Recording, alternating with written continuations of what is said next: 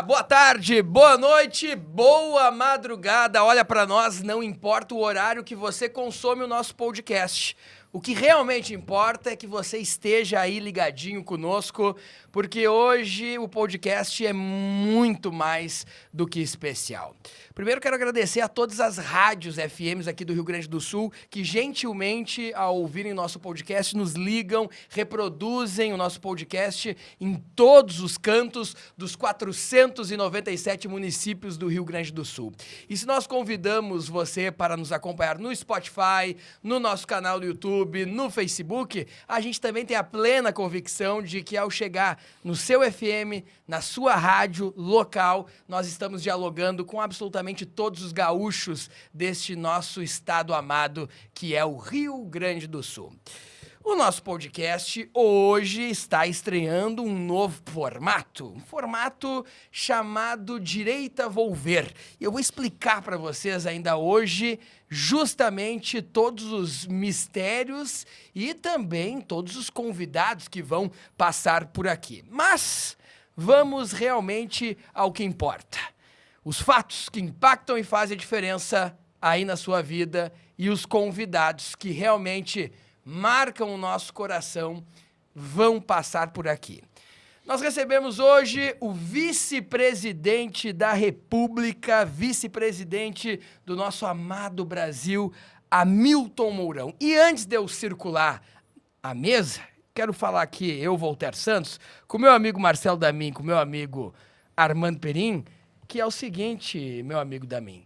Se o vice-presidente da República, Hamilton Mourão, está sem gravata, o que a gente faz com gravata aqui, Dami? Então, a tropa é o espelho do guia, né? Então, bora tirar a gravata. Então, vamos tirar a gravata, que esse vai ser o primeiro ato aqui, porque, claro, um vice-presidente da República, com toda a sua staff, a gente botou uma gravata, mas quando o nosso querido deputado estadual, Zuco, aliás, o deputado mais votado do Rio Grande do Sul, não tem pouco voto esse deputado, e fez um baita trabalho na Assembleia Legislativa. Quando ele disse que podia liberar a gravata, a gente ficou mais à vontade aqui e tiramos as nossas gravatas. Deixa eu apresentar todos que estão por aqui e depois a gente já começa o nosso bate-papo, o nosso podcast que recebe grandes personalidades, mas de um jeito completamente diferente, um jeito mais leve, um jeito mais interativo. Aliás, a vida como ela é, né? Do jeito como é a vida. A gente não precisa estar sempre dentro de um protocolo e a gente quer trazer esse Hamilton Mourão, esse vice-presidente da República, que é tão querido pelos gaúchos, que, olha, estava conversando com o Armando hoje de manhã, o Armando me dizia, Voltaire, eu conversei com 15 pessoas hoje que eu ia participar lá do podcast contigo, com o Zuco, com o Damin. E as 15 elogiaram o vice-presidente Mourão pelo seu jeito, pela sua diplomacia, pela sua inteligência, mas também pela sua simplicidade. Essa simplicidade em quebrar um protocolo, em quebrar um roteiro, isso também aproxima o nosso povo gaúcho. Ainda mais que nós vamos por uma escolha muito importante neste ano, que é justamente a possibilidade, vamos falar sobre isso, a possibilidade, inclusive, de uma pré-candidatura ao Senado do vice-presidente da República, Hamilton Mourão, que, justamente para o estado do Rio Grande do Sul, seria uma grande honra um vice-presidente depois ser senador. E a gente vai falar sobre isso. Vamos convidar, então, todos que estão participando. Você já pode deixar o seu recado aqui no YouTube, no Facebook, no Spotify. Vai mandando seu recado que depois a gente, com a nossa equipe, vai entrando em contato e vai respondendo absolutamente todas as perguntas. Deixa eu girar a nossa mesa aí. O Voltaire Santos chama agora Marcelo Damin. Bom dia, boa tarde, boa noite. Boa madrugada, meu amigo. Satisfação imensa estar compondo essa mesa aqui hoje. Satisfação imensa estar na presença do General Mourão, nosso vice-presidente. É um prazer enorme estar aqui. E eu queria, já que o Voltaire, já vou começar corneteando o Voltaire aqui, como ele é o único que nunca vestiu a farda do EB aqui, eu vou ensinar a pronúncia correta do nome do nosso programa para ele. O nome do programa não é Direita Vou Ver, é Direita Vou Ver. Bem de voz de comando, hein? Tá bom, hein, Marcelo? Tive uns bons instrutores de cavalaria lá no CFOR, lá a voz de comando era o forte da casa. Então, satisfação tá aqui. O Voltaire comentava que o vice-presidente é um cara muito descontraído E ele já deu umas 3 ou 4 corneteadas no Zuco aqui. E o Zuco falou, se vocês deixar levantando a bola, ele vai me corneteando o tempo inteiro. Então é esse clima que a gente quer aqui no nosso podcast. Zuco, nosso parceiro agora aí. Satisfação, muito feliz de estar aqui contigo também. E Armando Perim, o nosso amigo aqui, o nosso cérebro, o nosso Zidane aqui do podcast. Armando Perim, que é presidente do Conselho de Ética do Governo do Estado, grande advogado reconhecido no sul do país, também sempre participa conosco. Armando, bom dia, boa tarde, boa noite, boa madrugada. Armando Perim. Todas as saudações possíveis, né? Tanto em relação ao horário, quanto e talvez especialmente em relação à presença do general Hamilton Mourão aqui nesse programa, o que de alguma forma engrandece, mas eleva demais a autoestima de todos que participam aqui. Hoje, quando fui convidado a participar e imediatamente aceitei, comentei com o Voltaire, porque falei com algumas pessoas no caminho, que estaria com o general Hamilton Mourão, e todos, no primeiro momento, duvidaram, dizendo que era uma lorota. Eu disse, não, lá estarei, e vou registrar em fotos, inclusive. Mas, num segundo momento, quando viram que era sério, todos, general, mandaram um grande abraço, dizendo que são admiradores, e referiram a alguma coisa, não nessas palavras, mas que poderia ser traduzido nisso. O general é um homem simples, mas de simplório não tem absolutamente nada. É um profissional, um homem com longos e importantes serviços prestados ao Brasil, é alguém que entende a importância do cargo que ocupa, e mais, eleva a condição da vice-presidência do Brasil talvez a um patamar que nós não tenhamos tido na história desse país. Porque tem posicionamento, tem uma característica de trabalho que todos identificam e tem, talvez, algo que seja muito importante hoje no Estado democrático, a capacidade infinita do diálogo. E o momento que nós estamos vivendo, me parece, general, que é um momento de diálogo, um momento de conversa, um momento em que as pessoas querem a aproximação, querem equalizar as suas demandas, afinal, todos somos brasileiros, e todos, imagino, desejamos a mesma coisa. Talvez por caminhos diferentes, talvez por ideias ainda não concretizadas, mas o objetivo da nação, em última análise, é um só. Então, o fato de estarmos aqui hoje, na sua presença, é um motivo de orgulho, de satisfação e de grande honra. Muito obrigado pelo convite, muito obrigado pela participação. É um momento de gala que nós estamos vivendo aqui. Deputado Zuco, deputado mais votado da Assembleia Legislativa do Rio Grande do Sul. Bom dia, boa tarde, boa noite, boa madrugada. Olha, Zuco, esses caras que fazem aniversário, esses piscianos de 9 de março, realmente impactam e fazem a diferença na vida das pessoas. Tudo bem, Zuco? Bom dia! Opa, peraí. Presta atenção, Já vai pagar 10 aí, Olha, hein, general? Eu tenho uma alegria, eu falei com o Voltaire, com o Damin, com o Armando. Eu tenho um carinho, respeito, uma admiração pelo general Mourão há muito tempo, como líder militar, mas como pessoa. E eu falei, tenho que levar o general Mourão no podcast para mostrar, para apresentar para a sociedade gaúcha, aqueles que não conhecem, né, realmente o ser humano, general Hamilton Mourão.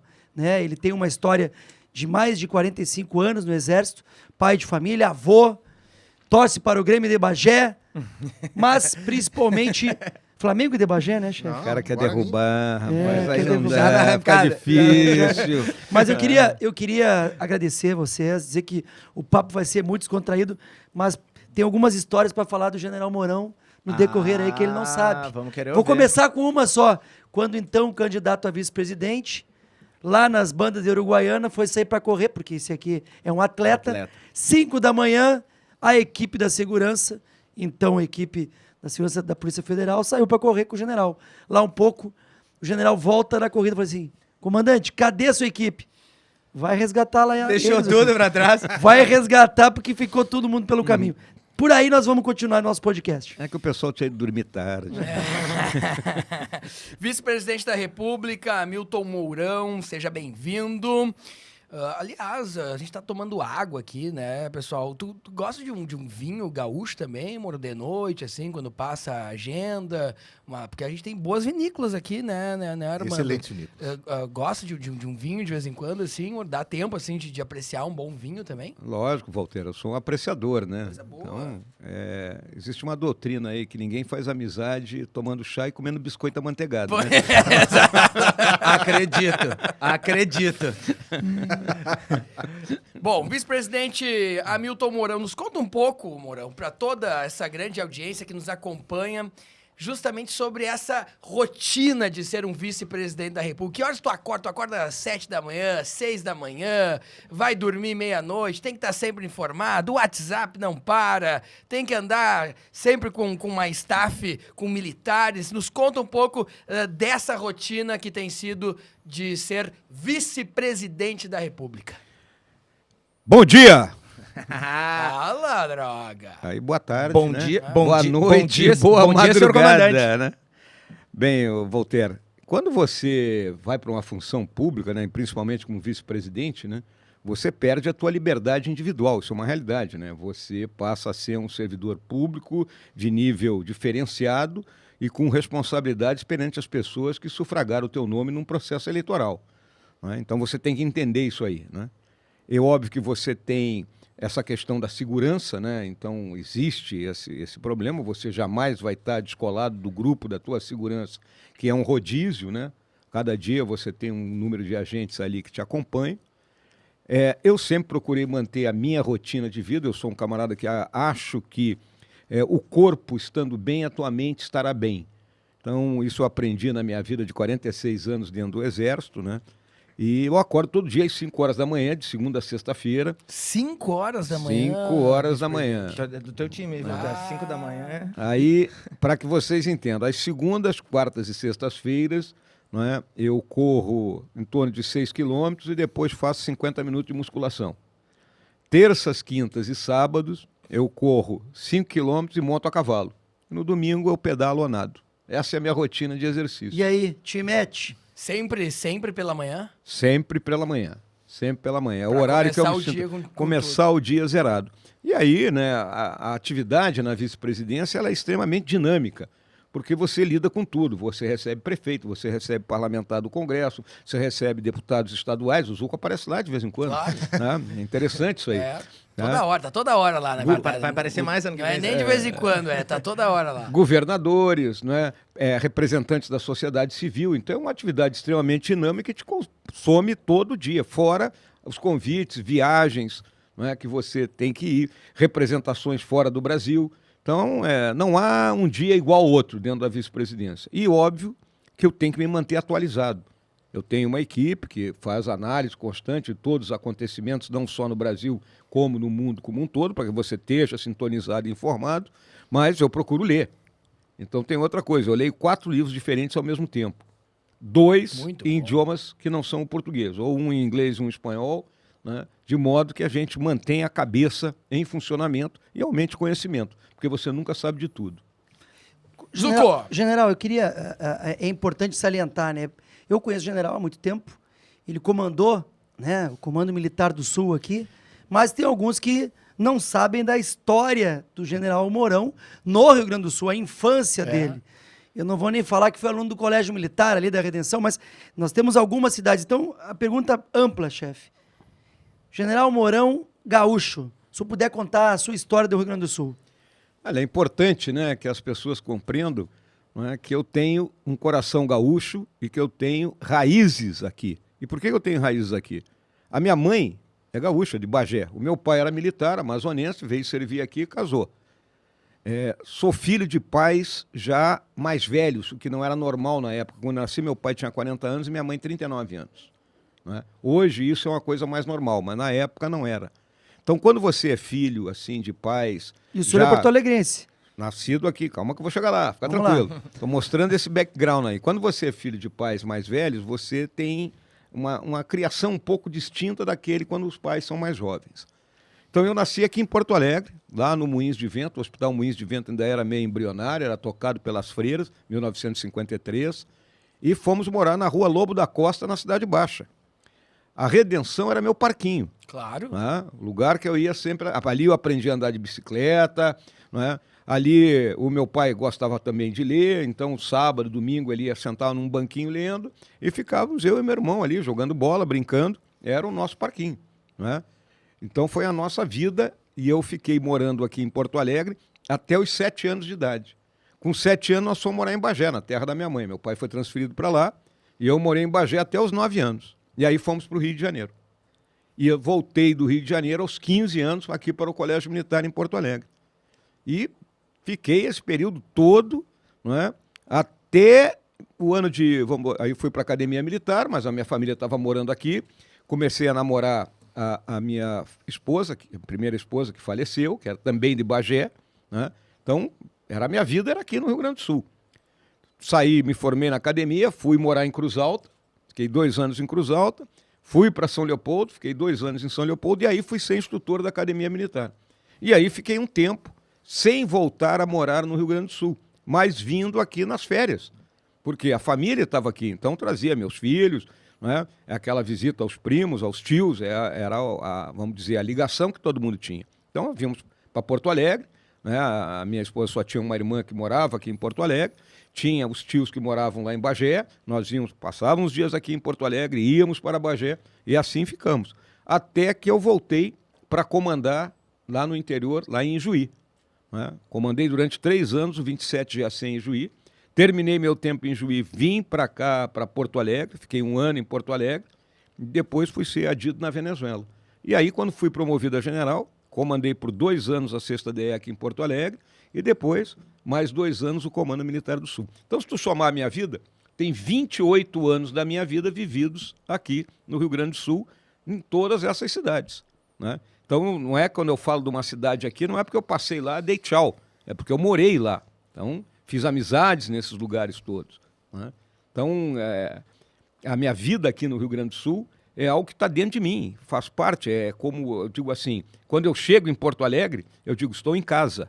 É a forma como eu me sinto. Apesar de ter morado em várias cidades do Brasil, ter morado fora do Brasil, mas Porto Alegre é minha casa e sempre será. Inclusive, Toninho é de Bagé, né, chefe? Toninho é de Bagé. O meu filho mais velho é de Bagé, né? Nasceu lá em 77. Já a minha filha, eu estava servindo em Pernambuco, nasceu no Recife. Mas é formada pela URGS em Direito.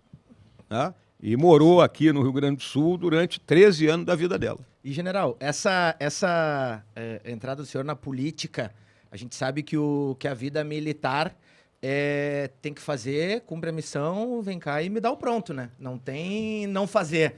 E a gente sabe que na vida política tu tem que conversar um pouco mais, tem que ter um ajuste aqui. Como é que foi essa tua transição dentro de sair de uma carreira militar e entrada na política? Demorou muito para te adaptar? Tu já sabia mais ou menos como é que era? Marcelo, o que eu vou te dizer? Eu acho que a gente faz política o tempo todo na nossa vida, porque mesmo dentro da tua casa, você faz um ajuste com a tua esposa, né? Tu negocia as coisas com ela, claro. Tu negocia com teus filhos, aquele pai, vou sair, 10 horas em casa. Não, pai, pô, tem que chegar, dá para chegar às 11, meia-noite, então. Isso é política. Claro. A arte de negociar. Então, tu faz isso o tempo todo. Existe uma imagem, muitas vezes, em relação ao grupo militar, que o cara vai para o quartel lá, é assim, vai embora para lá, faz assim. A disciplina, ela funciona mais ou menos dessa forma. Mas o comandante, ele tem que ter a habilidade de inspirar os seus subordinados, de modo que entre aquilo que eu considero o fundamental, que é a disciplina intelectual. É aquela que o camarada entende que ele tem que fazer aquilo, porque ele vê que o comandante dá o exemplo para ele. Então, a política é a mesma coisa. Né? Você tem que saber sentar, ouvir. Né? Você, como comandante, desde tenente, capitão, né? Tem o soldado que dá alteração. Aí tu chama o cara, senta aí. Né? Aí tu pergunta, vem cá, tu chegou atrasado por quê? Isso eu servindo lá no Rio de Janeiro. Aí o cara diz assim para mim, capitão, já pegou um Japeri lotado? Japeri lotado é o trem que vem lá de Japeri e passava na Vila Militar. Eu pensei assim, não, nunca peguei. Não, está justificado, tá bom, tá certo. Então, arrego. Isso é política. Sim. Né? Você tem que entender o outro lado, ter empatia com a pessoa.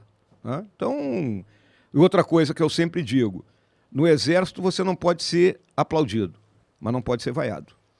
E na política vale tudo. Então você tem que entender essas coisas. Mas quem identifica o Hamilton Mourão como um fenômeno da política partidária, de ter uma legenda e de, naquele momento, o Brasil identificar que precisa dessa disciplina, que precisa dessa determinação, que esses valores ao longo da tua carreira militar podem sim serem colocados como entregas para a população brasileira, para a população gaúcha, que foi o que aconteceu também com o Zuco. Quem é que identifica isso? Isso é uma identificação pessoal? Isso é uma leitura de um grupo de pessoas? Como é que foi essa sacada, esse start? Não, o que ocorreu foi, eu passei para a reserva em fevereiro de 2018, vamos colocar assim, e aí o presidente Bolsonaro já tinha me sinalizado há algum tempo que poderia precisar de mim. E aí eu fui para um partido político, era o PRTB naquele momento, né? Era um partido, e continua a ser um partido pequeno, e fiquei aguardando, né? Naquele ano eu fui eleito presidente do Clube Militar, era a minha função, a minha proposta naquele momento. O presidente me chama para acompanhá-lo, e a partir daí eu digo, bom, agora eu vou ter que entrar de cabeça na questão da política efetiva e da questão partidária, né? E o que acontece agora? No momento em que o presidente precisa de outra pessoa para acompanhá-lo no seu processo de reeleição, no seu projeto de reeleição, a mim me tocou dizer o seguinte, bom, eu preciso continuar a cooperar com o país e, em particular, com as ideias que nós temos. Onde eu vou fazer isso? No Senado. E para onde eu vou concorrer ao Senado? Por onde eu vou concorrer? Só tem uma solução, é o meu estado natal, o Rio Grande do Sul, né? Por quê? Porque o meu coração é gaúcho, a minha cabeça está no Brasil, a minha cabeça entende o Brasil, mas o meu coração é gaúcho. É legal essa questão que o general comentou, porque no dia que ele foi convidado pelo presidente Bolsonaro, estava em Porto Alegre, estava comigo, com o coronel Andreuza, no sábado, e no dia de manhã a gente falou assim, general, vamos lá fazer nossas agendas, a gente tinha algumas agendas entre amigos, e ele, Zuquinho, eu estou indo agora para São Paulo. Eu, como assim? Acabei de receber a missão do nosso presidente Bolsonaro. Se puder contar como é que foi, no susto, aqueles detalhes da ligação ali. Foi ligação ou foi WhatsApp? Não, foi ligação. Tá, não. A coisa aconteceu da seguinte maneira, no sábado à noite eu estava lá em Voti com um grupo que foram meus soldados no ano de 1979 em São Leopoldo. Hoje são homens de 60 anos de idade, né? E estávamos reunidos, né? Eu tinha sido comandante deles naquele período, e o Bolsonaro me ligou de noite e disse assim, olha, eu acho que vai ser o príncipe, né? Eu digo, tá bem, Bolsonaro, fica tranquilo, a gente tá junto, vou te ajudar aí no que for necessário. Tá bom. Aí aquela noite churrascada, né? O pessoal abusou um pouquinho. Um esquinho, né? Sim. Aí, 6 horas da manhã, começa a tocar meu telefone. E eu, aí, dormindo no 10º sono naquela hora. Aí a minha esposa me deu uma sacudida, aí tá tocando teu telefone e é o Bolsonaro. Eu digo, peguei, o que foi, Jair? Tia, vem embora pra São Paulo que é tu. Assim foi. Vê que legal. Que beleza. Mas tu já esperava, cogitava a hipótese? Não, eu fui dormir raciocinando que seria outra pessoa, né? E acordei sendo eu. Armando Perim. General, o senhor sempre foi um homem acostumado a grandes missões. As grandes estruturas militares o senhor comandou. O senhor tem um conhecimento amplo e talvez irrestrito sobre a estrutura do Exército. A missão de ser um general de Exército e de ser um vice-presidente da República, o que exige mais do cidadão Hamilton Mourão?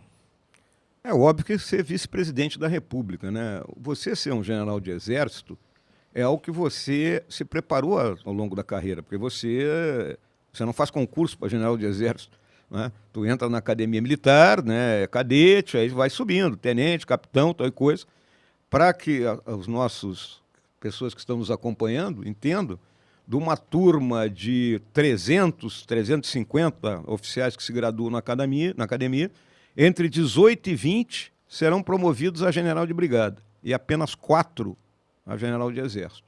Então eu fui um dos 4 da minha turma que cheguei nessa posição dentro desse fluxo de carreira. Agora, então eu estava altamente preparado para aquilo ali, né? Agora, você ser vice-presidente, não existe, né, estudo para isso, não existe concurso, não existe faculdade de vice-presidente. Então, você tem que usar o quê? As ferramentas que você aprendeu ao longo da tua vida, né? Principalmente os teus valores morais, né? O teu conhecimento do país, o teu conhecimento de mundo, de forma que você possa auxiliar o presidente da República na tarefa que é dele e que foi lhe dada pela maioria esmagadora da população brasileira de governar o país.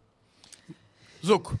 Não, eu queria, nesta linha política, né? Recentemente eu estava em Santa Rosa, lá na motociata, esperávamos o general Mourão, mas infelizmente a meteorologia ali teve, o avião acabou arremetendo 2 vezes e o general Mourão teve que vir a Porto Alegre, abastecer e voltar. Mas conversando com o presidente, ele perguntou, né, pelo general Mourão, e ali a gente notou que aqui no estado o presidente tem um respeito ao senador Reis, uma proximidade muito grande ao deputado Onyx, né? Mas ele tem um candidato ou melhor assim, um pré-candidato de apoio ao Senado. Então às vezes a gente escuta, né? Não, mas as divergências, o general Mourão tem uma divergência momentânea ou específica com o presidente. Não há essa divergência, são pessoas que têm as suas ideias, mas hoje nós temos a clareza aqui, Voltaire, de ter, né, por parte do presidente Bolsonaro, um pré-candidato no qual que é o ele Onyx confia. Lorenzoni. A governo de estado tem esse respeito, mas a Senado ele tem um nome. Que é o Mourão. Que é o general Mourão. Eu queria escutar, chefe, como é que foi essa construção quando o senhor notou e conversou com o presidente que estava falando sobre a pré-candidatura a Senado. Como é que ele recebeu? A chapa, então, é o seguinte, só para explicar, né, Zuco? As pessoas vão votar nas eleições de deputado estadual, deputado federal, senador, governador e presidente da República. O tripé principal vai ser, então, Bolsonaro presidente, pré-candidato ao governo do estado, Onyx Lorenzoni, e o senador que compõe essa chapa vai ser o atual vice-presidente da República, o Hamilton Mourão, como pré-candidato ao Senado. O que se debate aqui é o seguinte, o Bolsonaro escolheu isso, né? Não, sim, e até a gente vê... E tem um detalhe, vão se falar dos 2, 3 palanques, mas é isso que está posto, né? E é isso que me parece que os bolsonaristas, que são muitos aqui no Rio Grande do Sul, vão escolher. A identidade do presidente... Exatamente, tá colocada. Com o general, né, Mourão é muito clara, é o seu vice-presidente. E eu queria lhe perguntar como é que foi quando o senhor conversou com ele e ele declarou apoio. Não, Mourão, eu tô contigo. Como é que foi isso? É importante que as pessoas compreendam que o presidente Bolsonaro ele é muito simples e muito tranquilo, não é, nesse tipo de conversa. E é a mesma forma como eu ajo. Afinal, nós dois, não é, fomos militares, nos conhecíamos, não é? Tivemos uma passagem junto na Brigada Paraquedista e o Bolsonaro falou comigo em linguagem paraquedista primeiro, dizendo, olha, você precisa ter um reserva. Eu entendi, um paraquedas reserva. Claro.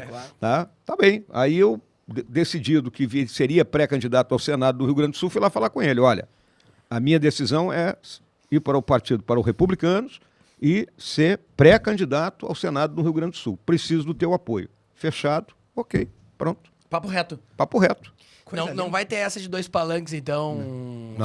Não tem. Não tem essa de 2 palanques, porque se falou muito, né?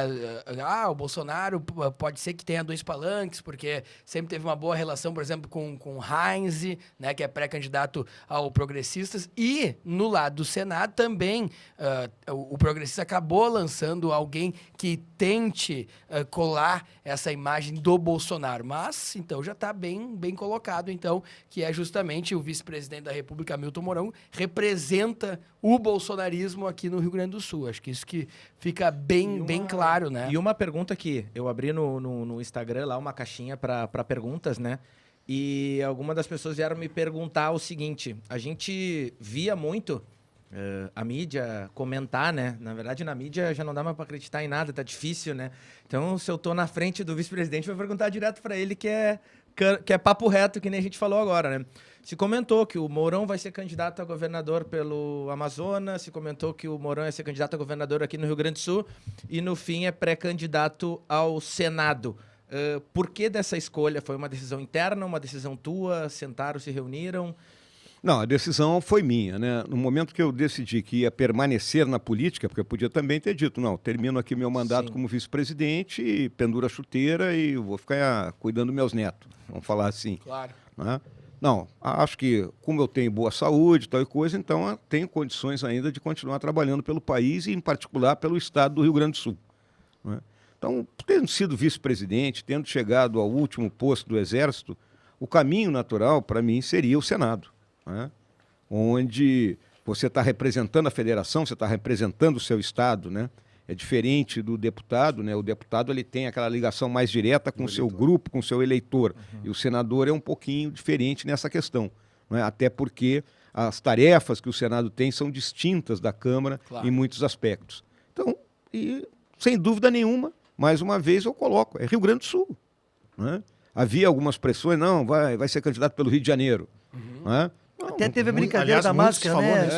Até teve falou também. Da máscara, mas é importante falar. Ele falou toda essa história de ser gaúcho, mas também se eu pudesse falar da máscara, porque. As pessoas têm que entender Tu vai o tirar seguinte, o símbolo do Flamengo e botar o do Inter ou do Grêmio? Não, olha, vice-presidente? olha o que eu coloquei muito claramente aqui. Eu morei aqui da minha infância até os 9 anos de idade. Fui morar no Rio de Janeiro. É nessa época que você cria a tua identidade futebolística. Claro. E eu nunca fui aquele cara, não, eu sou, Palmeiras e São Paulo, sou, Sim, Botafogo. sim. Não, eu sou um time só e acabou, né? Aqui no Rio Grande do Sul, na nossa história aqui, a grande parte da minha família, todo mundo é colorado, né? Tanto que eu chamava os ovelha negra da família os gremistas. Nada contra os gremistas, hein? Preciso do voto aí. Né? Mas o que eu entendo, né, é que, eu assisti, por exemplo, a inauguração do Beira-Rio toda, ali em 1969. Sim. Né? Então, a gente, interno no Colégio Militar, nós íamos caminhando lá, desde o colégio, atravessava a Redenção. Naquela época, aquela área do Beira-Rio ali, aquilo era uma várzea, tudo, né? Era só, você vinha pela Praia de Belas, Padre Cacique, né? E chegava lá no estádio. A gente ia e voltava a pé, porque o dinheiro só dava para comprar o ingresso mesmo, né? Aquela peladura de aluno. Eu vou te falar, general, com 51% já te elege. Então, a ala vermelha do Estado já te elege que nós somos 51%. Deixa Fica tranquilo. Aproveitar que o general falou, ex-aluno do Colégio Militar, isso é importante, interno. Eu fui aluno do Colégio Militar também, peguei internato, mas não estava interno, morava no Partenon. E o general também é um dos grandes apoiadores. Todo mundo já identifica, né, que eu tenho a lei da Escola Cívico Militar. O general fez o prefácio do meu livro e eu também queria que o senhor aproveitasse a oportunidade, general, de falar, né, essa mística que se cria em torno do modelo cívico-militar. E o senhor fala muito bem a questão dos princípios e valores. Se o puder comentar. A realidade, né, a gente observa, e já vinha observando há algum tempo, né, vamos dizer, uma certa falta de passagem de valores para os alunos, né? Principalmente, obviamente, das escolas públicas. Né? Muita indisciplina, né? Professor sendo agredido, né? Droga sendo consumida dentro da escola. Ou seja, a escola, em vez de ser um lugar de complemento da educação, ela estava se transformando em algo, né, totalmente, né, destruidor, vamos dizer assim, do futuro do jovem. E aí levando a evasão escolar que a gente vê, ou então a pessoa terminando o seu ciclo escolar e praticamente sem ter aprendido nada. A junção do projeto pedagógico normal, do ensino, não é? Das matérias de matemática, português, física, química, não é? Geografia, história, com o ensino de valores, não é? Com a recuperação de valores, que muitas vezes parece que ficaram para trás aí, como esses atributos da área afetiva, né? De camaradagem, de companheirismo, não é? De lealdade. Não é? Por exemplo, você banir a cola, não ter cola. As pessoas, entenderem que a cola está fazendo algo, está prejudicando o aluno que estudou. Não é? Então, são coisas que têm que ser colocadas. Então, essa é a junção. Você junta um projeto pedagógico de transmissão de conhecimento com outro projeto de transmissão de valores. E você vai formar uma pessoa melhor. É isso aí. E tem um detalhe que é impressionante, né? Porque durante os últimos anos, vice-presidente Mourão, tivemos alguns fatos dentro dos currículos, dentro da formação educacional brasileira e gaúcha, que foi justamente a tentativa por parte de alguns professores em incorporar aspectos ideológicos, político-ideológicos, na formação educacional. Como é que o senhor analisa justamente esse aspecto, colocando, de um lado, que se fala que a própria esquerda fez uma formação, né, ideológica, mas que, ao mesmo tempo, a escola cívico-militar, ao ter essas entregas de disciplina, atitude, menor evasão escolar, índices que, se a gente for analisar nas universidades federais e depois na complementação de até concursos públicos, tem um aproveitamento melhor, ela acaba também se tornando uma política pública pelo seu resultado. Então, como tirar a política ideológica de uma escola se o aspecto educacional de um lado e o de outro polarizou e virou também política? Voltaire, eu não vejo muito assim, né, dessa forma, né? O que eu vejo é o seguinte, não é? Continua a haver, né, essa tentativa de você transformar a transmissão do conhecimento, em vez de você transmitir o conhecimento, você querer induzir ao aluno a se voltar para uma linha de pensamento ideológico, não é? E o que acontece? O jovem nessa idade, ele tem que ouvir tudo e depois ele tirar as suas conclusões, não é? O jovem, por natureza, ele é idealista, não é? A pessoa que é jovem e não é idealista, ele já nasceu velho, não é? Conformado com tudo, não é? Então o jovem é idealista. E sempre, vamos dizer assim, a parcela da esquerda que sonha com uma revolução que vai mudar, porque aí, vou fazer um parênteses, por que nós somos conservadores? Nós somos conservadores porque nós acreditamos na natureza humana. Acreditamos que a natureza humana tem coisas boas e tem coisas ruins, não queremos mudá-la. E a turma da esquerda, ela quer mudar a natureza humana, ela quer transformar alguém em algo que não é a verdade, que não é a realidade, não é? E ao fazer isso, ele tira, vamos dizer assim, aquela, vamos dizer, a iniciativa, não é, que a pessoa tem que ter de, bom, isso aqui são os conhecimentos que me estão sendo transmitidos, isso aqui eu concordo, isso aqui eu discordo, o livre-arbítrio, não é? Que isso é um direito de cada um de nós, não é? De você ter o livre-arbítrio de escolher, não é? E não ser imposto naquilo. O lado afetivo, o lado que vem, vamos dizer, da parte militar da escola, é um lado disciplinar, não é? É um lado da pessoa entender a questão do Brasil, não é? Os símbolos da pátria, não é? Aquilo que era a antiga disciplina de educação moral e cívica, que tanta gente critica, mas você olha hoje que as pessoas, não é? Desconhecem, a garotada muitas vezes desconhece, né? Coisas básicas, não é? De leis, do processo eleitoral, são coisas que eram ensinadas nessa disciplina, né? Então, eu como adolescente, né, ainda morei 2 anos nos Estados Unidos, estudei numa escola pública lá. Havia uma disciplina chamada Civics, tá? E o que se ensinava em Civics? A Constituição americana, como é que era a bandeira. Nesta escola pública americana, como é até hoje, né, as aulas começavam diariamente com a oração à bandeira. In a pledge of allegiance to the flag of the United States of America. Tá? Isso não... Estava lá todo mundo, o cara que era hippie, o cara que... Não é? Todo mundo entendendo que ali ele estava prestando homenagem ao símbolo da nação a qual ele pertence. E parece que nós ficamos um tempo aqui no Brasil onde a nossa bandeira foi abandonada, né? E quando a nossa bandeira retomou a rua, ela não deixou mais a rua. É verdade. Armando Perim. Essa questão que o general fala, nós vivemos num momento de rótulos, em que a disciplina é vista como algo ruim, não é? E que, na verdade, é a base de qualquer sociedade organizada. Mas eu queria avançar um pouco, porque o seu nome, estando disponível ao Senado, ele engrandece e eleva muito o nível da disputa eleitoral. O senhor serviu em vários lugares do Brasil, o senhor é o vice-presidente da República, portanto tem um conhecimento nacional. Como é que está o Rio Grande do Sul em âmbito nacional? Como é que é a sua análise acerca da situação do estado do Rio Grande do Sul? E, num segundo momento, queria fazer um link de como é que o senhor pode ajudar o estado? Porque talvez hoje, talvez não, certamente hoje, o senhor é a pessoa candidata ao Senado, ou pré-candidata ao Senado, que tem o maior conhecimento de Brasil. O senhor viaja, imagino, mais de um estado, às vezes, por dia. Conhece as realidades e consegue enxergar o estado do Rio Grande do Sul de fora, porque nós, gaúchos, temos um bairrismo que é importante, mas, às vezes, ele nos limita o crescimento. Queria que o senhor fizesse um comentário sobre isso. Olha, Armando, a primeira coisa que as pessoas têm que compreender é quem nós somos, né? Eu sempre digo, né, que o Rio Grande do Sul ele tem uma tradição fortíssima, né? O nosso povo aqui cultua. Quando você olha os valores que o povo gaúcho coloca, o tradicionalismo, né, a história do Estado é algo que é colocado sempre em primeiro lugar, né?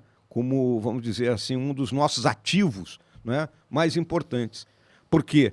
Porque aqui é que houve o choque da América Portuguesa com a América Espanhola. Claro. Né? A gente sempre fala aquela linguagem poética, nossas fronteiras foram traçadas a pata de cavalo, tinintá de lança e de sabre. Né? É diferente de outras partes do Brasil. Né? Tivemos, por exemplo, lá no Nordeste, com a invasão holandesa, tal coisa, mas aqui, durante praticamente 200 anos, houve o confronto, né, das duas Américas. Né? Então, nós somos herdeiros dessa tradição. Né? São as características, né, do espaço largo, né, da forma de nos tratarmos uns com os outros. E o Estado do Rio Grande do Sul teve grande importância no Império, né, na República, mas de uns anos para cá nós perdemos essa importância. Né? Qual é a nossa participação realmente na vida política nacional? Né? Quem são as pessoas oriundas do Rio Grande do Sul hoje que se destacam na vida política nacional? Então é importante que a gente retome isso. Então, isso, vamos dizer, o lado emocional. Né? Agora, o lado razão. Né? O que se pode fazer para auxiliar o Rio Grande do Sul? O que um senador pode fazer para auxiliar o Rio Grande do Sul? Olha, o senador ele não é uma linha auxiliar do governo, né, vamos dizer assim, mas é alguém que pode, dentro do Congresso, trabalhar em cima daquelas legislações que são de interesse da população do Estado. Então vamos colocar aqui, qual é o nosso grande carro-chefe? Temos uma indústria muito boa, temos turismo, mas o nosso grande carro-chefe é agronegócio. Agronegócio hoje, para o Brasil, é soft power e hard power ao mesmo tempo. Né? Então, tudo aquilo que a gente puder fazer para fortalecer o nosso agronegócio em termos de menos regulamentação, em termos de busca de mercado fora do país, em termos de melhoria da infraestrutura, nós estaremos, né, colocando o Estado para cima e, consequentemente, gerando mais emprego e mais renda aqui. É impressionante, né? Sempre muito bem colocado e impressiona também o refino intelectual do nosso vice-presidente da República. Eu acho que você que está ouvindo no rádio, no YouTube, no Spotify, porque é impressionante o preparo dele, né? Morou fora, tem a questão do Rio Grande do Sul, mas traz uma bagagem intelectual. Ele está pronto, né? Ele tá pronto. O homem rezou o hino da bandeira dos Estados Unidos em inglês aqui. Essa questão da infraestrutura, eu posso falar que o Tarcísio Gomes de Freitas é meu colega de turma de 30 anos, meu colega de AMAN, muitas vezes recebeu a medalha, né? Turma boa essa, general? Turma para é complicado. As turma boa da AMAN são ímpares. Falei que vocês iam deixar a bola ficando. Falei. Mas o Tarcísio muitas vezes conversava com o general Mourão, né? Falando sobre a infraestrutura do Rio Grande do Sul, e o general não só ajudou na estratégia, e é um craque, o Tarcísio é um craque. Aliás, fazendo um parênteses, né? Que grande trabalho fez o ministro Tarcísio, né? Com certeza. Não, ele é um craque. E agora, que bom que recebeu a missão também do nosso 01 lá para São Paulo. E já está demonstrando força, né, na pré-candidatura, nas falas. Ele realmente é um craque. General, a gente queria também, estava comentando em algumas postagens, o general, eu levei ele num stand de tiro, Voltaire, e nosso comandante atira muito bem. E ali depois, nas postagens, não, mas o general, ele gosta do armamento, qual é o posicionamento? E ele num vídeo falou, todo cidadão tem direito a portar a sua arma. E eu queria que o senhor comentasse também essa questão do armamento, porque nós somos um Estado armamentista no sentido, assim, muitos CACs, né, colecionadores, atiradores, caçadores. Clubes de tiro, né? E o nosso governo federal, o nosso presidente Bolsonaro, ele está flexibilizando o uso da arma de fogo. Se eu pudesse também comentar o seu posicionamento sobre o armamento. Só um parênteses antes do general responder. Eu faço parte de um clube de tiro aqui em Porto Alegre, né, a Coesp lá. E aí, quando a gente tava... O pessoal comenta ali, tem dois grupos, né? Tem um grupo que fala um pouco mais sério e tem o outro grupo que é liberado, fala de tudo, né? E quando se comentou sobre essa polêmica que o Zucco falou Teixeira, agora... né? Do Teixeira. Pô, manda um abração pro Teixeira. Um abraço pro Teixeira aí. E se comentou e o que muitos comentaram ali, a frase foi, papo reto, o general Mourão não é armamentista. Algumas pessoas comentaram ali. Não sei se foi alguma coisa que ficou mal falada ou alguma coisa que realmente é também, não sei. O que seria a verdade sobre isso, general? Olha, essa questão do armamento, né, como muitas coisas que vêm sendo discutidas atualmente no nosso país, ela é mal conduzida. Né? É pessimamente conduzida, porque existe o grupo, vamos dizer, dentro da nossa mídia, né, que quer controlar essa discussão, sempre colocando o seguinte, que a arma na mão do cidadão vai ser a arma na mão do bandido. Então aqui se criou um processo onde o cidadão de bem ficou desarmado e a bandidagem circula com fuzil, né, metralhadora. Então todas as imagens que são aí, principalmente lá no Rio de Janeiro, né, aqui em Porto Alegre também a gente vê isso, e cada vez que sai um vídeo desse eu não vejo nenhum comentário da turma que é contra armamento sobre isso, né? Então essa turma pode andar todo mundo armado. O cidadão comum, o cidadão normal, igual eu, o Zuco, você, né, o Armando, o Voltaire, não, esse cara não pode ter arma, ele tem que andar igual um... Né?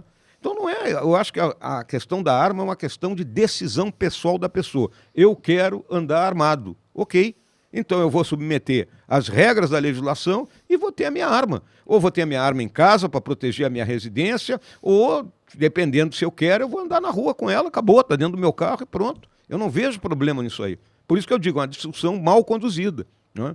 E quando a gente olha que, a partir desse período do governo do presidente Bolsonaro, os índices de homicídio no Brasil como um todo caíram, mas o que acontece? Sempre aparece aquela turma, né, do Instituto A, do Instituto B, do Instituto C, que eu sou da paz, eu sou de não sei o quê, né? Gente que, né, procura analisar as coisas à luz, né, de alguns ensaios sociológicos totalmente diferentes. E há também o lado contrário, que é o seguinte, querer comparar aqui com os Estados Unidos. É totalmente diferente. Os caras não entendem que isso está na Constituição americana. Né? Não entende a origem do país. O país se originou de milícias armadas, e não milícia no termo pejorativo que é colocado aqui, que é um agrupamento de bandidos para tomar conta de uma área numa cidade. Né? Da milícia dentro do Estado, que hoje o que é a milícia lá? É a Guarda Nacional, que cada Estado tem a Guarda Nacional, que é um ramo da reserva do Exército, mas na mão do governador do Estado. Né? São coisas que as pessoas desconhecem. Então, mais uma vez, discussão mal conduzida. A minha visão é muito clara. O cidadão de bem que deseja portar sua arma tem que ter esse direito. Perfeito. Lembrando que reduziu e muito também depois... Me senti confortável, general, agora. Não, mas muito confortável. É que tem muita maldade, né, da mim, Voltaire, Armando. Tem. O general não só gosta de arma, entende de arma, e no momento que ele fala muitas vezes que o cara tem que ter o adestramento, que tem que tem que seguir a regulamentação, aí lá um pouco já vem alguém que queira na linha da maldade. É que então, tudo tem que ter um regramento. Mais Lógico, ou menos não pode ser a bala oca, o troço, né? Mais ou menos. Aí qualquer maluco pegar e tá com a arma na mão. Mas é mais ou menos, general, que nem, me parece, o direito de dirigir. É a mesma coisa. Se eu me sujeitar ao teste e tiver êxito, e o Estado atestar que eu tenho a capacidade para dirigir um carro, que também pode causar um prejuízo enorme, eu tenho a condição. Muitas vezes muito maior do que uma Sem arma, dúvida. né? Claro. Então, porque foi o que o general Heleno falou uma vez e foi muito mal compreendido nisso aí, porque ele disse que o carro também é uma arma. Sem dúvida. Lógico. Claro que sim. O cara que bebe e sai pela rua aí a 200 por hora, muito pior do que mata tá 3, 4 claro. pessoas, né?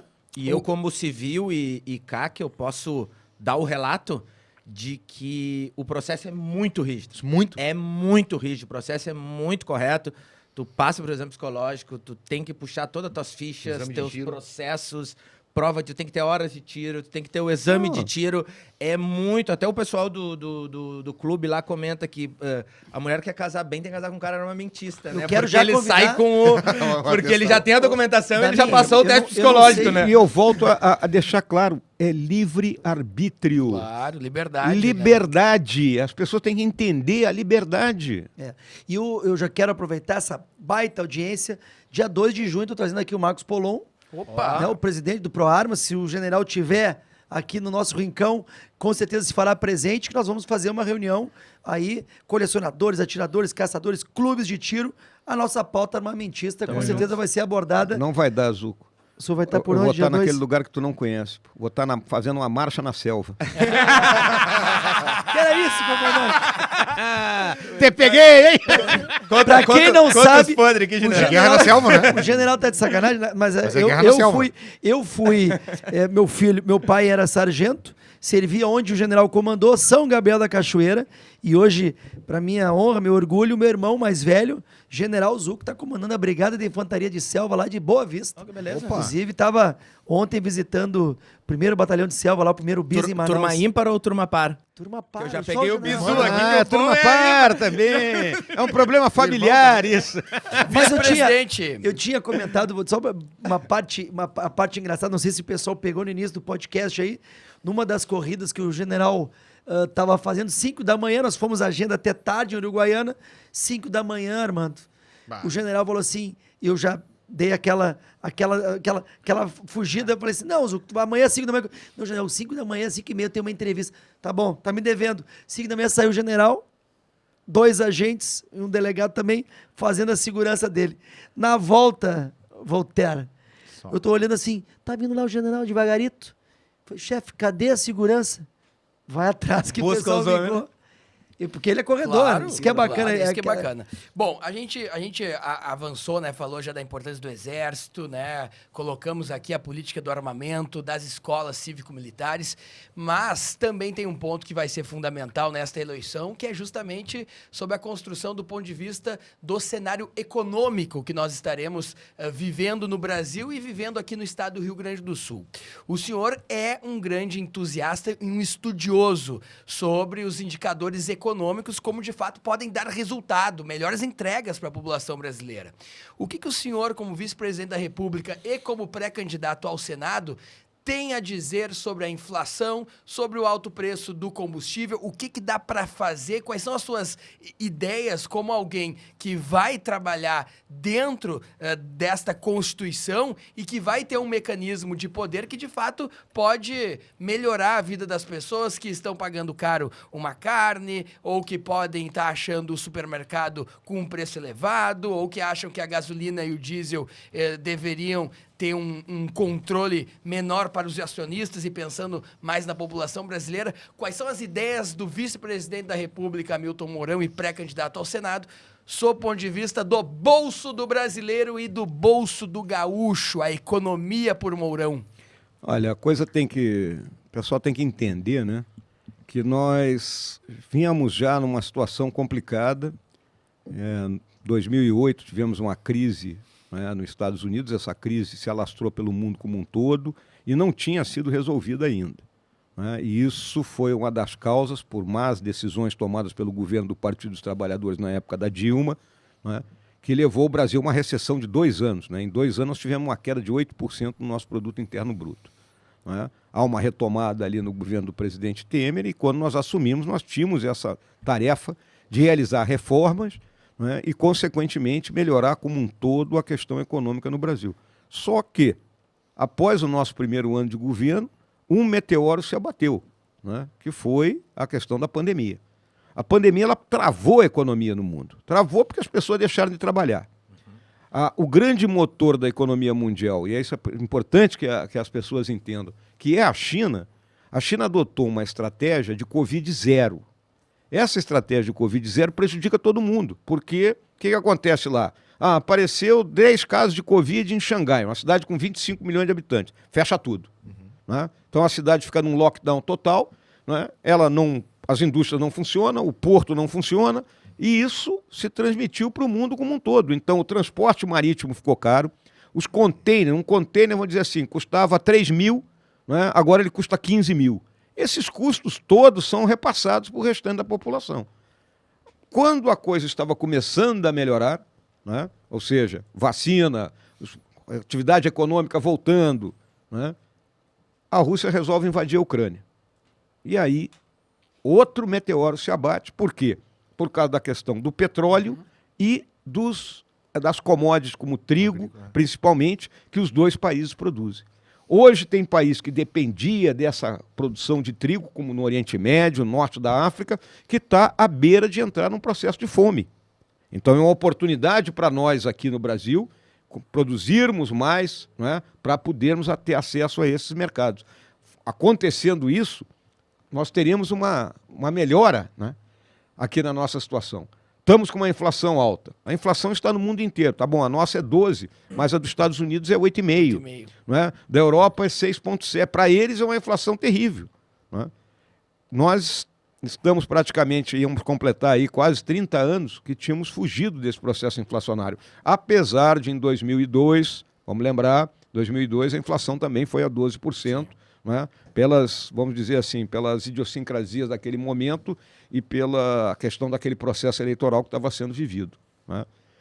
O nosso governo, vamos colocar aqui, é o primeiro governo que vai terminar tendo gasto menos em termos de relação PIB, né? Nós vamos diminuir em 0,7% em relação ao PIB o gasto do governo. Então isso é para fechar as contas do governo, né? Também o desemprego diminuiu. Nós estamos com o menor índice de desemprego desde 2016. Isso não é citado, né? Esse troço, ele aparece ali na mídia, mas fica puro. Não né? vai ser. Não vai ser Não citado. vai ser. Mas temos muito, nós estamos ainda com 11% de desemprego, né? É uma carga enorme, né? Então, o governo tem procurado tomar todas as medidas necessárias para auxiliar essa população. Agora, em relação especificamente ao combustível, as pessoas têm que entender o seguinte: o Brasil importa quase 30% do combustível que produz. Por quê? Por questões do monopólio que havia aqui da Petrobras, vamos lembrar que esse monopólio só foi quebrado há pouco tempo, né? Toda a atividade de refino estava na mão dela. Então, não tem capacidade para refinar tudo aquilo que a gente produz. Então, o que ocorre? Nós vendemos óleo bruto e importamos o produto com valor agregado. Quanto importa o produto com valor agregado, ele vem com o preço lá de fora. Se eu pegar e disser assim, não, o preço aqui vai ser X e o lá de fora é Y, o que vai acontecer? O cara vai dizer, então, eu não vendo mais combustível para vocês porque eu vou ter prejuízo. Aí vai faltar combustível aqui no Brasil. Essa é a situação que as pessoas têm que entender. Zucco! Eu não sei se pelo nosso horário, estou vendo aqui que nós estamos chegando próximo a 1 hora, não sei se já posso... Quase nos acréscimos. Nos acréscimos. Mas o vice-presidente da República, Hamilton Mourão, está gostando tanto que ele vai... vai ser... Não, mas é que nós temos nos dar uns minutinhos. uma longa... Mas eu queria nós temos aí a pauta que tu bem comentou, né, que do apoio do nosso presidente, e aqui no estado já temos alguns eventos próximos. Eu não sei se o senhor tem agora quais são as próximas agendas, general, que o senhor lembra para a sua vinda, o senhor sabe? Sei, pô. Estamos esse período aqui agora, né? Hoje aí nós temos a agenda à noite com os nossos deputados, né? Amanhã... Hoje vai estar o ministro Onyx, também o deputado Onyx. O Onyx vai estar junto lá. Amanhã temos aí a entrevista lá, né, com a Rádio Guaíba, depois tem a passagem de comando do Comando Militar do Sul, temos um almoço lá no CTG 35 com o pessoal do partido, temos a visita à Liga de Combate ao Câncer lá, a Liga Feminina de Combate ao Câncer lá em Canoas, né? E sábado estamos lá em Osório, né, na Festa da Cavalaria, né, em homenagem a você aí, Marcelo. À noite também tem, né, com a Sociedade Israelita? Tem alguma coisa com a Sociedade Israelita. Mas, chefe, eu queria... Mas tem mais coisa, tem mais coisa. Opa, tá tem esquecendo. mais? Vamos lá. Não, aí depois ali no dia 27 nós estamos em Caçapava do Sul para a Festa do Azeite. Excelente. Vamos estar em Passo Fundo também. Dia 28 estaremos lá em Uruguaiana. Né? Rapaz, tá vendo aí, Voltaire? Sabe a agenda toda de cabeça. Coisa boa. Quem te boa. manda um abraço, o presidente da FAMURS, Eduardo Bonotto, Sim, te abraça, prefeito lá de São Borja, né, onde o senhor, gente boa. tanto o Zul como o senhor tem boa. muitos eleitores por lá, o Celso Rigo também, Sim. grande empresário de lá, manda um abraço pro senhor. Essa questão eu veio pipocando assim do Zulco, depois foi lá pro vice-presidente da República, vem do Damin, vem do Armando. Mas a mídia não noticia notícia boa, mas isso a mídia não vai falar. O que é essa mídia? A gente está falando que é da Rede Globo? A Rede Globo, ela está fazendo um desserviço, seria isso, na opinião de vocês? A Globo não está noticiando, de fato, as conquistas do governo? Porque me parece assim, a Globo, politicamente, durante muito tempo, ela sempre foi criticada. Ela sempre foi criticada. Antigamente a esquerda criticava a Globo. Continua. E continua. Então, qual é a crítica, de fato, à mídia, à Rede Globo, ao jornalismo da Rede Globo? Eles priorizam mais as crises do governo, tentam colocar uma casquinha de banana, tentando daqui a pouco forçar um entendimento seu, outro do presidente Bolsonaro. Qual é a principal crítica? E o que os entes públicos podem fazer, então, para que a mídia que seja mais consumida, de fato, coloque as verdades? Olha, Voltaire, o que eu vou te dizer aqui é o seguinte, eu não vou fulanizar. Claro. Tá? Não vou fulanizar. O que eu vejo, né, de uma forma geral, é que a análise política que é feita hoje é muito pobre, porque a pessoa ele monta uma caixinha, Então, essa aqui é a minha análise, é essa caixinha. E qualquer acontecimento ele tem que fazer caber dentro daquela caixinha. Então, é uma análise pobre, uma análise já com viés, né? E toda análise, a gente tem que aprender o seguinte, o analista tem que ser uma pessoa isenta.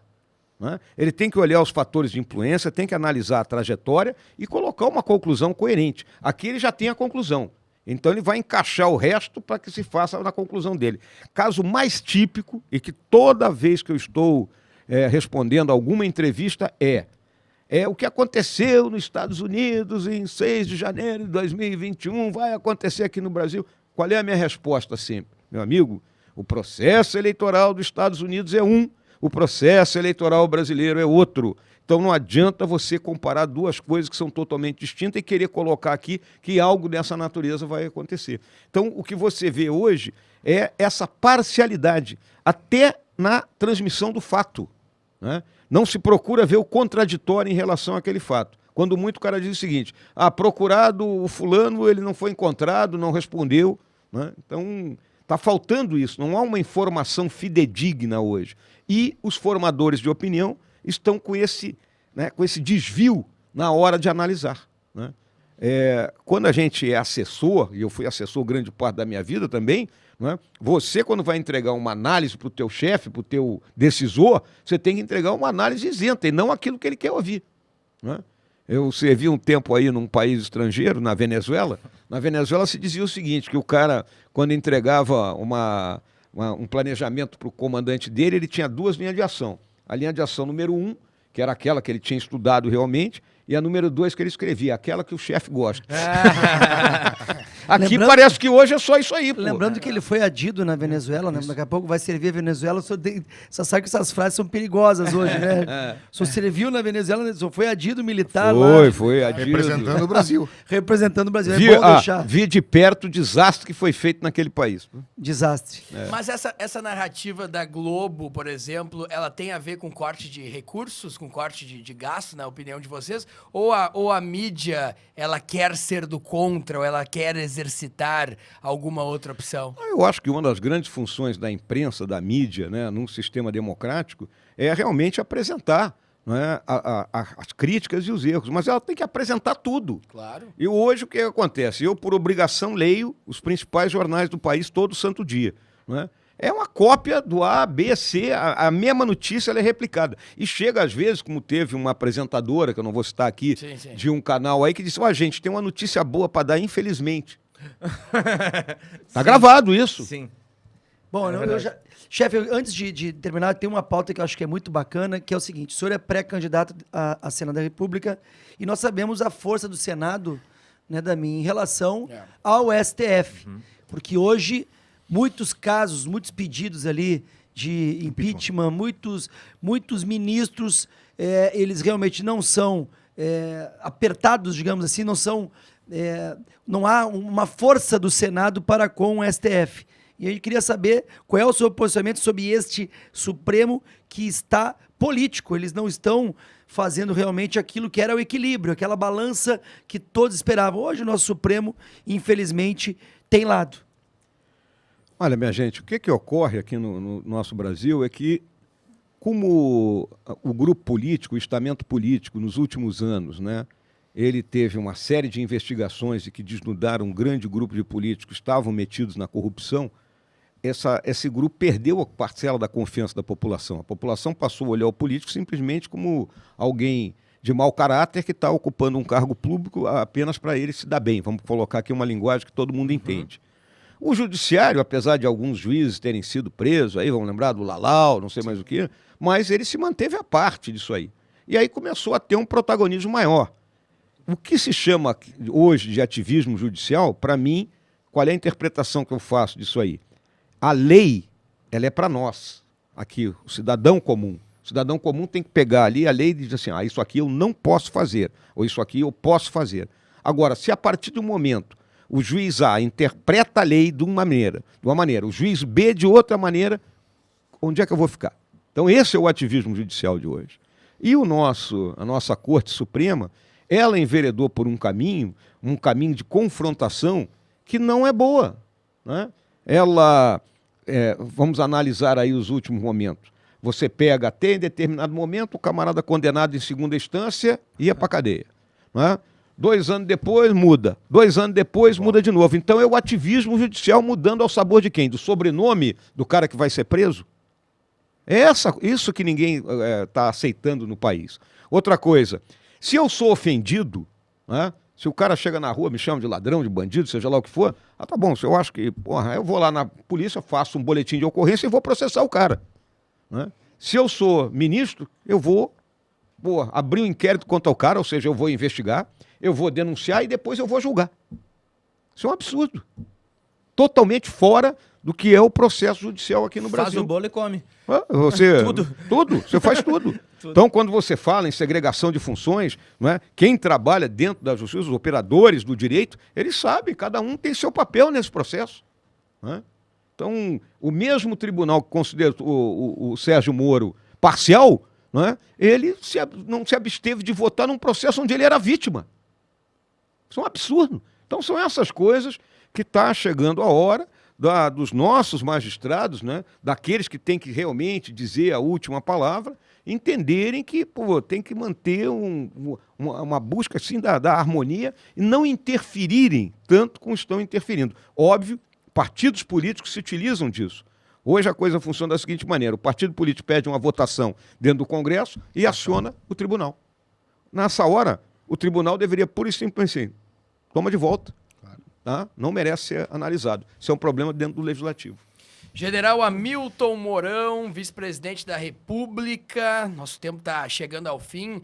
Vou fazer aqui as considerações finais de todos para que a gente possa fazer o nosso agradecimento e depois a gente fecha com a consideração final do nosso vice-presidente da República, Hamilton Mourão, que com esta entrevista, com esse bate-papo aqui no nosso podcast, conseguiu realmente, de uma maneira muito clara, muito simples, muito objetiva, explicar os seus laços com o Rio Grande do Sul e se apresentar, explicar os motivos dessa pré-candidatura ao Senado, que tem justamente essa justificativa de pertencimento com o povo gaúcho. Eu acho que os moradores dos 497 municípios aqui do Rio Grande do Sul têm a honra de terem um gaúcho como vice-presidente da República e podem ver esse player agora representando eles no Senado. Aliás, prestem atenção nas funções do Senado, meu caro ouvinte, telespectador, vamos ler mais, né? Antes de sair criticando, vamos saber o que faz o senador, o deputado federal, a Assembleia Legislativa, né? As instituições, para que a gente possa, de fato, cobrar e ter uma democracia intelectualizada com mais entregas, né? Então, vou começar fazendo os agradecimentos e as considerações finais. Começo com o nosso advogado, Armando Perim, que é presidente do Conselho de Ética também aqui do Governo do Estado. E antes que polemizem, viu? O cargo do Perim não é um cargo político, tá? Não foi indicado por partido. É feito um colegiado através dos advogados independentes que coloca alguém lá para julgar as ações do governador. Então, por isso que a gente convidou também para a gente ter essa balança. Ao contrário do Supremo, viu, Mourão? Ao contrário do Supremo, no Conselho de Ética do Governo do Estado não é indicado politicamente. Só um parênteses, Perim. Qual que é o ano da tua turma? Do CPUR, repara. É par? Então só nós aqui, general. 2003 e... Mas deixa... 75. Então eu sabia que tinha alguma coisa. Tu já era nascido? 75? Mas tem uma questão também que perder pro Mourão e pra ti tá ótimo. Tu é um cavalheiro mesmo. Isso, Mas tem uma questão muito importante, Voltaire, do que a gente falou aqui, que é a questão, as palavras têm força. Quando a gente fala dos laços do general Mourão com o Rio Grande do Sul, dá a impressão que ele não é gaúcho. Ele é gaúcho. Né? Na verdade, não tem laço. Ele é gaúcho. Né? O que existe é uma identificação com os valores do estado em que ele nasceu. Essa é uma questão importante para quem nos ouve ter a exata dimensão do que nós estamos falando. Né? Mas conversar com uma pessoa tão preparada, que tem uma carreira em que tudo, absolutamente tudo que fez foi de êxito, e ter a sorte de contar com um nome de tão alta gama à disposição para o Senado, engrandece muito a política nacional, especialmente a política do Rio Grande do Sul. Com certeza. Sempre comento que a gente pode até ter um tipo de dúvida na eleição majoritária, mas na proporcional não pode dizer que não tem candidato. Né? E nós temos aqui uma pessoa que tem relevantes serviços prestados à pátria, tá? Que tem uma carreira de prestação de serviços brilhante e sem nenhuma mácula. Eu servi, Damin também, tá? General de Exército, é o Santo Grau, né, Damin? É o Santo Grau, é o 33. Então, conhecer melhor o cidadão, né, identificar quais são os projetos, esclarecer aquelas questões que eventualmente nós temos dúvida ou somos mal informados, eu acho que nós prestamos um serviço à sociedade. E essa talvez seja a maior função do podcast, né? Trazer a informação verídica para que as pessoas tomem as suas conclusões. Claro. Para que façam as suas decisões. Então quero agradecer demais o convite, especialmente a sua participação. E mais especialmente ainda, o fato de o senhor colocar o seu nome à disposição do Senado. É um sacrifício pessoal, é um sacrifício familiar, mas o Estado do Rio Grande do Sul merece isso. Muito obrigado. Armando Perim, Marcelo Damin. Eu vou usar a minha parte aqui e eu vou dar aproveitar, saber lá quando é que a gente vai poder estar numa situação dessa com o vice-presidente da República. Talvez no próximo encontro já seja como senador, e eu vou dar uma tietada aqui no Mourão. Me alcança aqui, é a única lembrança que eu tenho do meu ano ímpar de CPUR, e eu trouxe o meu gorro aqui. Mas tá judiado, hein, tchê? Tem Que 20 categoria. anos, né, original. Categoria. Esse aqui foi o que eu recebi do capitão Paulo Henrique de Engenharia, que eu era quinto pelotão por causa da letra M, e mantive ele quando aluno e aspirante de cavalaria. Então parei no caminho aqui. Gostaria que o senhor desse o seu autógrafo aqui do lado direito, que depois eu vou colocar aí. Zuko Tagasso fez muita guarda. Tirou muita guarda. Muito trabalho. Muito trabalho, realmente. Então, uma honra, né? Eu até me emociono um pouco, porque eu tenho laços militares na família também, não do alto escalão, mas com muita honra. Meu pai vai estar muito orgulhoso. Serviu, foi cabo de artilharia em Bagé, antes de virar Belog. Meu avô serviu também foi de artilharia. Eu desgarrei, fui para cavalaria, fui beiçudo, mas é uma honra, é um prazer estar aqui contigo. E esse autógrafo aqui, isso aqui eu vou guardar, vai lá pro meu hall da fama, lá na minha estante. Então, satisfação enorme estar aqui contigo, vice-presidente da República. Tenente Coronel Zuco, Excelente. deputado estadual mais votado aqui do Rio Grande do Sul e que agora também mergulha no mundo do podcast pra gente buscar essa verdade, né? Quero agradecer porque, né? Olha, para convencer o general, a gente às vezes faz umas propostas, mas hoje foi muito bacana quando a gente convidou o general a vir aqui no podcast. Eu conhecia já o trabalho de vocês, a gente sabe que isso vai ser capilarizado não só Rio Grande afora, Brasil afora. E o nosso podcast Direita, vou ver agora como iniciar o primeiro podcast Direita, vou ver com quem? Com o nosso vice-presidente, General Mourão. Já temos marcado com o nosso pré-candidato a governo do estado, Onyx Lorenzoni, perfeito. Marcos Polon. Então, o Direita, vou ver, vai vir forte, Percival Pugina e cada craque pela frente que vai ser muito bacana. Muito obrigado, Voltaire. Muito obrigado, Damin, Armando. Comandante, muito obrigado por mostrar para o nosso estado, que não só que o senhor é gaúcho, que o senhor ama essa terra, que o senhor conhece essa terra e que o senhor quer lutar por essa terra. Suas considerações finais e uma mensagem para os gaúchos. Olha, queria agradecer aí o Voltaire, o Marcelo, o Armando, né, por essa conversa agradável que nós tivemos aqui, obviamente ao meu amigo Zuco. E o que eu quero dizer aí para todos que estão nos acompanhando? Em primeiro lugar, foi como o Armando deixou muito claro, eu sou gaúcho. Eu morei aqui em Porto Alegre, já falei, na Lobo da Costa. A Redenção era o meu parquinho, andei de bonde, né? Assisti aquela fantástica inauguração do estádio do Beira-Rio, que foi uma mudança em termos de futebol aqui no Rio Grande do Sul, né? Fui guri em Bagé, subi e desci a Rua 7, fui para a matinê da 1h30, no tempo que eram 2 filmes e mais um seriado. Então são coisas que estão para sempre marcadas. Fui alfabetizado aqui em Porto Alegre por uma moça chamada Danila Fornazier, que, se tiver aqui entre nós ainda e nos ouvir, gostaria muito de revê-la. Tive em Bagé com minha professora Adalva Coutinho, que foi muito importante aí nesses primeiros passos da minha vida. Ou seja, tem uma grande história aqui nesse estado. E o que eu quero deixar como mensagem aqui para o povo gaúcho? Deixar para nós gaúchos que nós somos muito maiores do que qualquer crise. Vivemos um momento de dificuldade, mas os nossos antepassados viveram dificuldades piores do que essa que a gente está vivendo. Então nós vamos superar isso com garra, com determinação e com liderança. Liderança que seja reformista, inspiradora, né? Liderança que seja capaz de agregar, de congregar as pessoas e que seja articulada para fazer tudo que tem que ser feito. Um grande abraço aí para todo mundo. Beijão, hein? Vice-presidente da República, vice-presidente do Brasil, Hamilton Mourão foi o nosso convidado de hoje. A você que nos acompanhou pelas rádios FM, pelo Spotify, pelo YouTube, pela página do Facebook, fica o nosso muito obrigado. A gente promete que responde absolutamente todas as mensagens de carinho que foram enviadas ou qualquer dúvida. Nós voltamos na próxima semana, sempre com convidados que impactam e fazem a diferença aí na sua vida. Até a próxima semana, um grande abraço a todos. Tchau! Valeu! Abraço. Valeu.